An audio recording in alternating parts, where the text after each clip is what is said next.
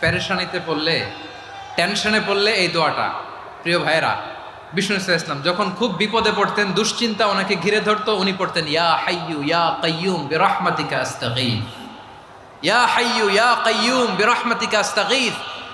ইয়া হাইয়ু ইয়া কাইয়ুম, হে শাশ্বত অবিনশ্বর, হে চিরঞ্জীব, বিরহমাতিকা আস্তাগীথ, তোমার রহমতের উসিলায় তোমার কাছে ফরিয়াদ করি, এটা পড়তেন। আবার আরেক বর্ণনায় এসেছে ইয়া হাইয়ু ইয়া কাইয়ুম বিরহমাতিকা আস্তাগীথ আসলিহ লি শা'নি কুল্লাহু ওয়ালা তাকিলনি ইলা নাফসি তরফাতা আইন, আসলিহ লি শা'নি কুল্লাহ, আল্লাহ আমার সব কিছু আপনি সেটেল করে দেন, আমাদের সব ঝামেলা সেটেল করে দিতে পারে কে?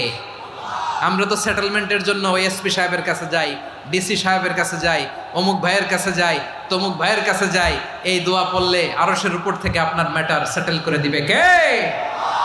তাহলে পড়বেন ইয়া হাইয়ু